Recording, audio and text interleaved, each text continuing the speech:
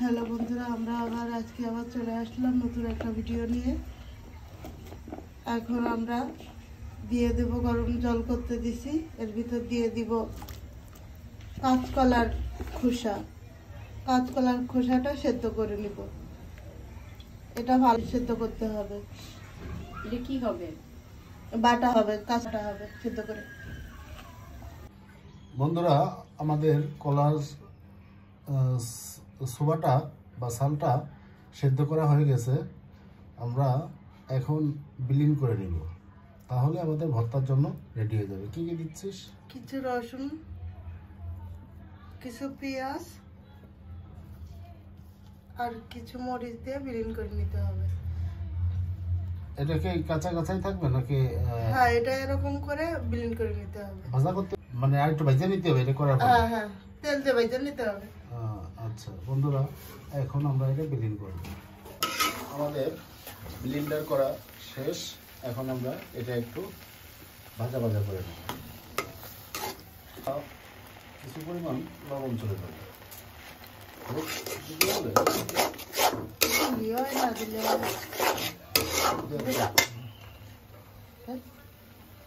দরকার ভর্তার ভিতরে এর মধ্যে কি কালো জিরা দেওয়া হয়েছে না? না না, এবার আমরা ভাজা ভাজা একটু শুকাই নেব। হ্যাঁ, তারপরে লাস্ট পর্যায়ে একটু তেল দিয়ে আবার একটু নাড়াচাড়া করে নামিয়ে ফেললে হয়ে যাবে। এবার এর ভিতর সামান্য একটু তেল দিয়ে দিব।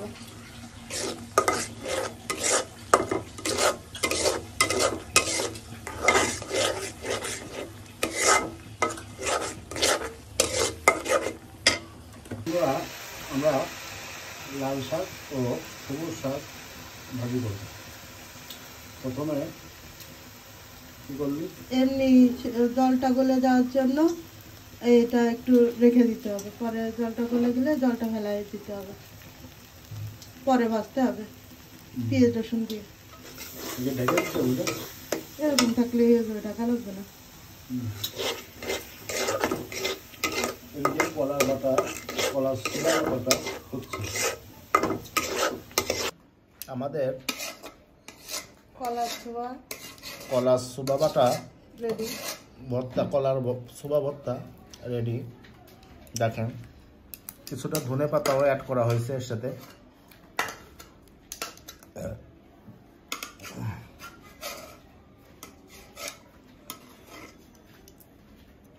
আমাদের শাকটা দেখেন মনে হচ্ছে কদবেল মাখার মতন একদম। আমাদের সাথেই থাকুন, শাকভাজি হচ্ছে। বন্ধুরা, এখন লাস্ট সুবা ভাজা হবে।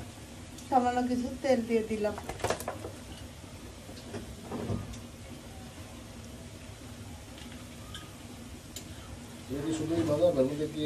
পেঁয়াজ রসুন একটু নরম নরম হয়ে গেলে পরে পেঁয়াজ রসুন দিতে হবে।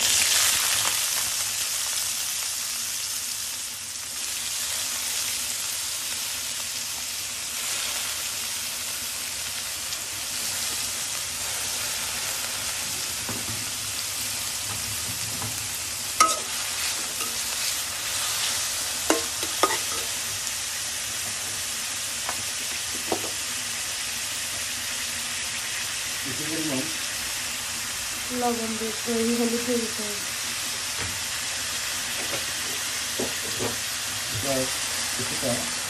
লবণ দিতে হবে। হ্যাঁ, 20 মিনিট নাড়ার পরে তারপর পেঁয়াজ দিতে হবে। মরিচটা এখন দিয়ে দিই। মরিচ দেওয়া হয়ে গেছে, এখন ভাজি হচ্ছে।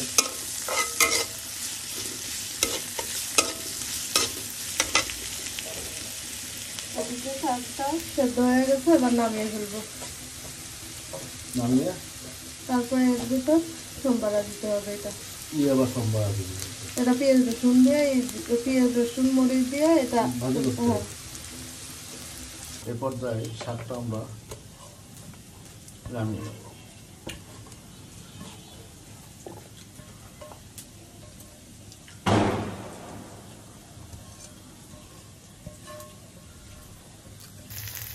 এ পর্যায়ে এর মধ্যে কিছু পেঁয়াজ আর রসুন দিতে হবে।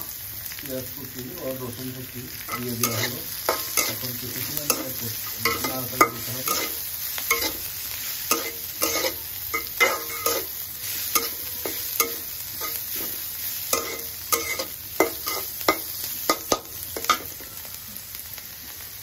আমাদের লাল ছোলা ভাজিটা হয়ে গেছে, এখন নামিয়ে নিই।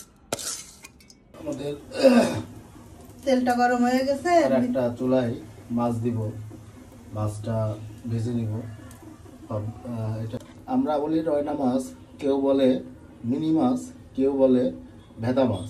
আপনার যে যে নামে ডাকুন না কেন, এখন এটা ভাজি করা হবে।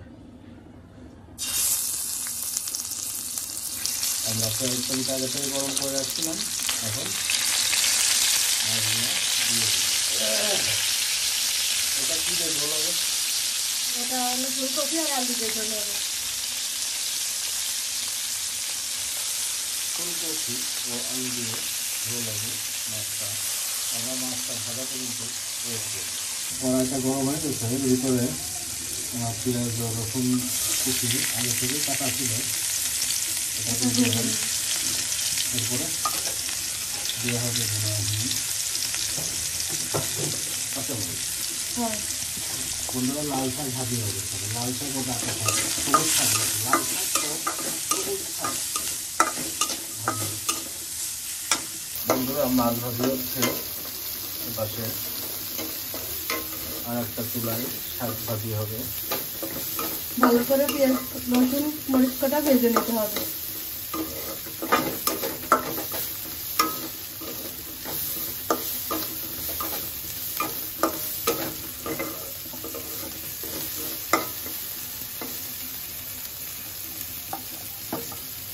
এবার শাক কটা ঢেলে দেবো। এবার শাকগুলো ঢেলে নিলাম।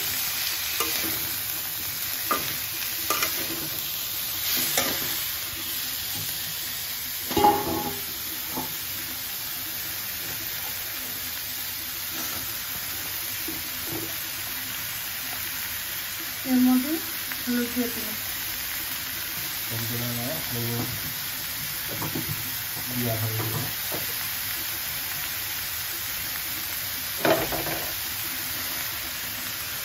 কিছু পরিমাণ লবণ করে দেবো।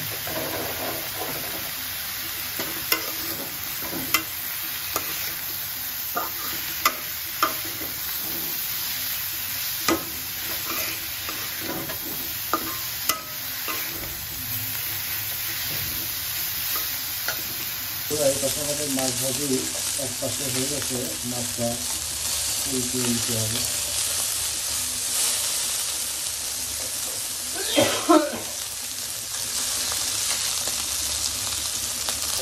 মাছটা এবার উল্টিয়ে নিয়ে ভালো করে ভেজে নিব। আবার আমাদের শাক ভাজিটা শেষের পথে, আর একটু কিছুক্ষণ ভাজা করে নামিয়ে নেব।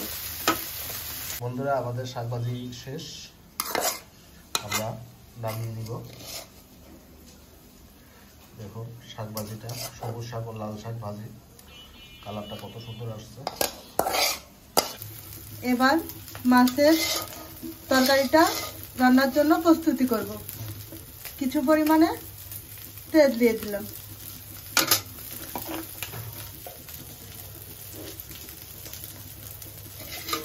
গরম তেলের ভিতর কিছুটা জিরে দিয়ে দেব।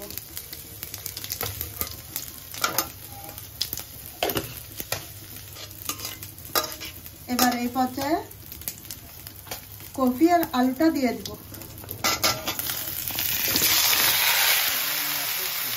হ্যাঁ, মাছের তরকারির জন্য এগুলা। মাছটা ভাজা হয়ে গেছে মনে হয়। কিছু পরিমাণে হলুদ দিয়ে দিলাম।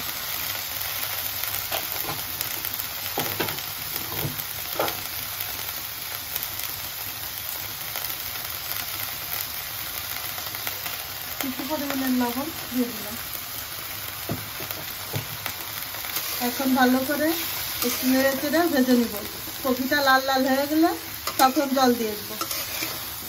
ভাজার পরে একবারে কষাই দিয়ে দিবি, নাকি আগে সেদ্ধ হওয়ার জন্য একটু জল দিবি নাকি একবারে ভাজি করে তারপরে একবার করে জল দিবি?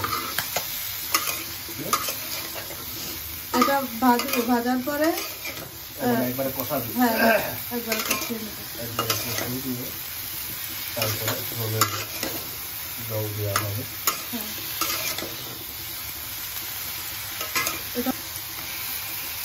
এই পর্যায়ে জিরে দিয়ে দেবো, জিরে বাটাটা। এবার কষানোর জন্য আগে থেকে বেটে নেওয়া জিরেটা দিয়ে দিব।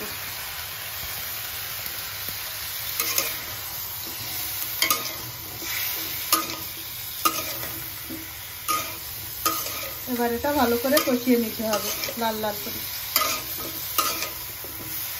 বন্ধুরা আমরা মাছ ভাজিগুলো উঠিয়ে নিলাম। নিলাম।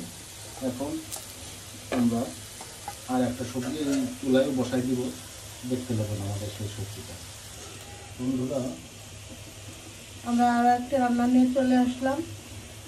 এবার রান্না করব হলো কুমড়ো শাকের ডাঁটা আর হলো আলু দিয়ে ঝোল করব। কিছু পরিমাণে জিরা দিয়ে দিলাম। ও এর মধ্যে তো আর একটা জিনিস যাবে, বড়ি, মানে মাসকলাইয়ের বড়ি এর মধ্যে মিক্সড হবে। মাসকলাইয়ের বড়ি, বড়িটা ভেজে নেওয়া হয়ে গেছে, ওটা পরে দিয়ে দিতে হবে। গুঁড়া করে ছোট ছোট করে ভেজে পানিতে ভিজে রাখা। এখানে আছে সরিষা বাটা আগে থেকেই করে নেওয়া। এই তরকারিটার ভিতরে এই মশলাগুলা যাবে। জিরা ভাজাটা হয়ে গেছে, এবার আলু আর এই ডাঁটাটা দিয়ে দিতে।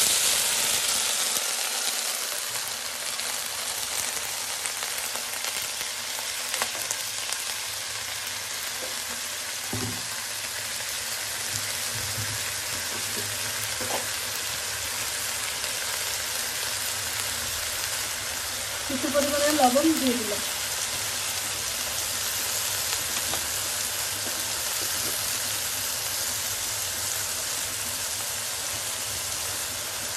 কিছু পরিমাণে হলুদ দিয়ে দিলাম। হ্যাঁ এর মধ্যে কি বাটাটা এখনই দিয়ে দিবি না পরে? এখনই একটু পরে 2-1 মিনিট পরে দিয়ে দেবো। এই দেখো আমাদের মাছের তরকারিটা হচ্ছে, আমাদের সাথে থাকে। এটা হয়ে গেছে, এটার ভিতর জল দিয়ে দেবো। এটা কমপ্লিট। হ্যাঁ এটা হয়ে গেছে, এর ভিতর জল দিয়ে দেবো। জল দেওয়া হবে। এবার পরিমাণ মতো জল দিয়ে দিতে হবে ঝোলের জন্য।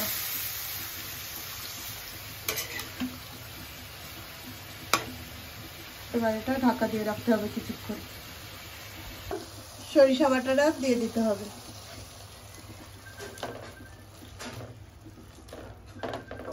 কিছু পরিমাণে জল দিয়ে ঢেকে দিতে হবে। কাঁচামরিচ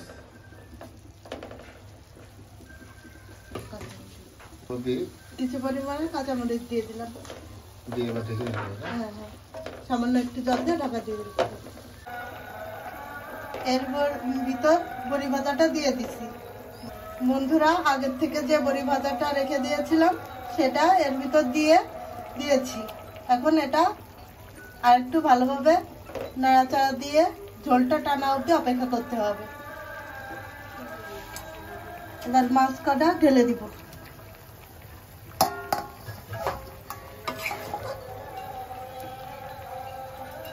বন্ধুরা এর পর্যায়ে মাছের ঝোলটা হয়ে গেছে, এবার নামিয়ে ফেলবো।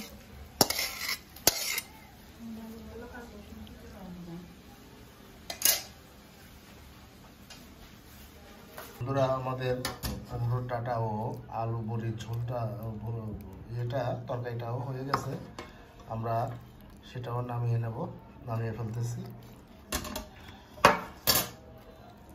বন্ধুরা আমাদের চ্যানেলটাকে সাবস্ক্রাইব করবেন, বেল আইকনটি প্রেস করবেন, লাইক করবেন, কমেন্ট করবেন, আমাদের পাশে থাকবেন, সাবস্ক্রাইব করবেন, আমাদের জন্য দোয়া করবেন, আমাদের পাশে থাকবেন।